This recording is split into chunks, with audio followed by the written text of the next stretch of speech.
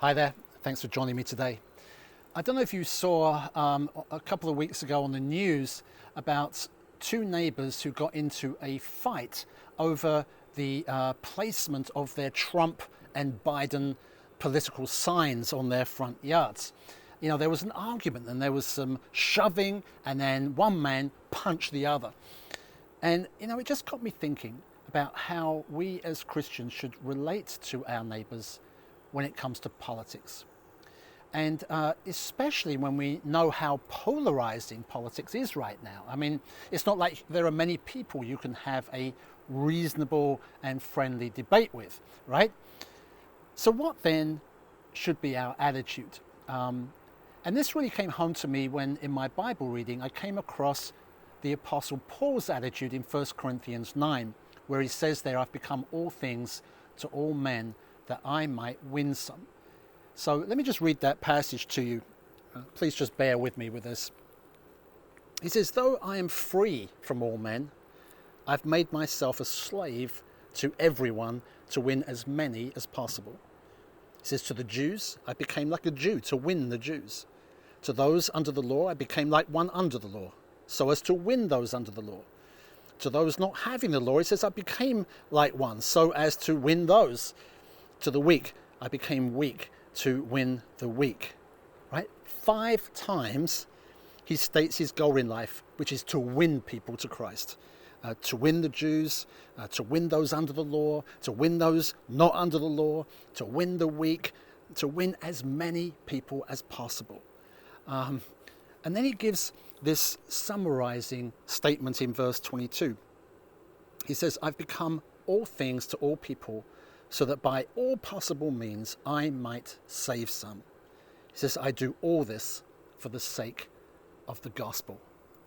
Now, that doesn't mean, of course, that he was prepared to sin or compromise his faith in order to reach people. I mean, he wasn't going to become a drunkard, for example, in order to reach alcoholics. But he was prepared to lay aside his own personal preferences and adapt his lifestyle so as to relate to others. Now, you might ask, was that just the Apostle Paul? I mean, he was obviously very passionate about winning people to Christ. You know, we're not all called to be like that, are we? Well, I think we find the answer actually in the very next chapter, in chapter 10, where Paul talks here about not causing others to stumble or putting unnecessary obstacles in their way. He says there, I'm not seeking my own good, but the good of many. He says, I'm not just trying to live to please myself or to exercise my freedom. I'm living for the sake of others. Why? He says, so that they may be saved. He's saying exactly the same thing as he was saying in chapter 9. And then he says this, he says, follow my example as I follow the example of Christ. This is for every one of us who is seeking to follow Jesus. So what does it mean then for us to become all things to all people so that we might win them to Christ? Well, John Piper says this. He says, you try to overcome unnecessary, alienating differences that cut you off from unbelievers.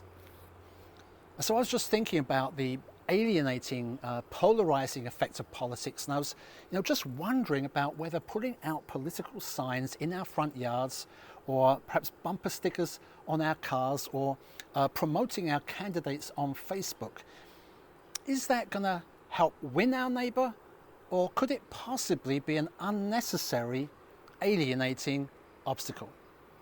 I don't know. I mean, just some food for thought, I guess. Do we love our politics more than we love our neighbours? God bless you today. And let's go and be a blessing to others.